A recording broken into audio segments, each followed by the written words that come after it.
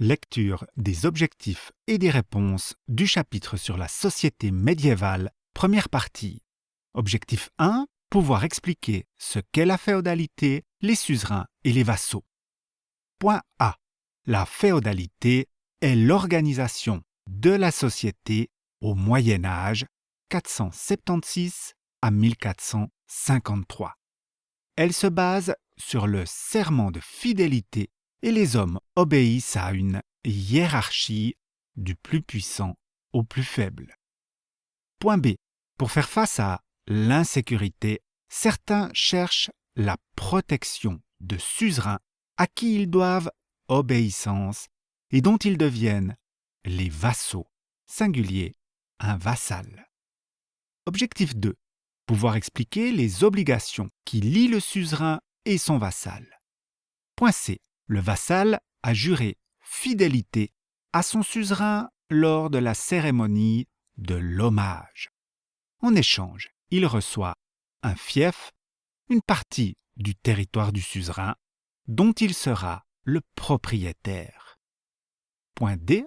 Le vassal doit aider le suzerain financièrement, par exemple pour le mariage de sa fille, l'équipement de chevalier de son fils ou le paiement d'une rançon.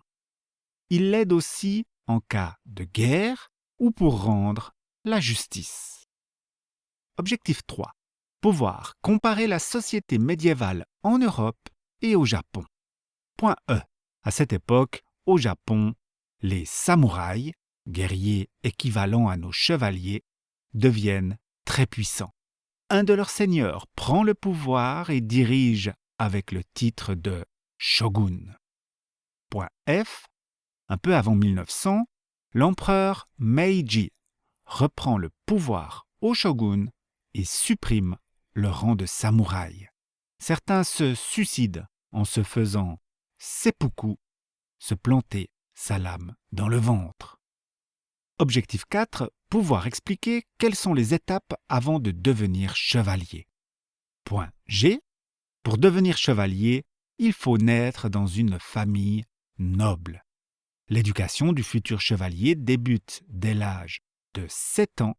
Il se met au service d'un seigneur en devenant son page.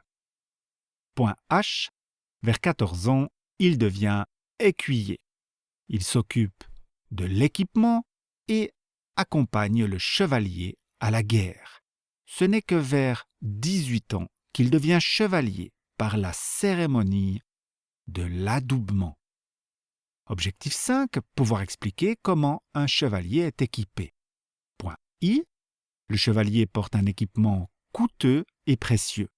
Il porte une épée, parfois aussi une lance, un aume, c'est le casque, un haubert, c'est une tunique en maille de métal, un écu, c'est le bouclier.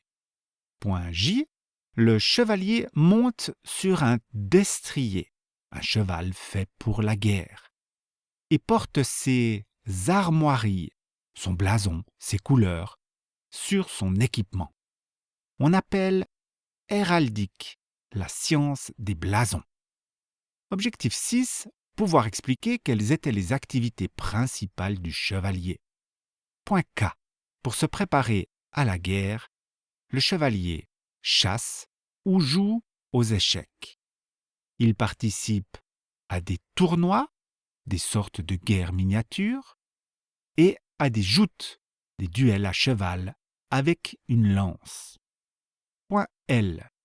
Le chevalier respecte un code d'honneur mettant en avant le courage et la loyauté.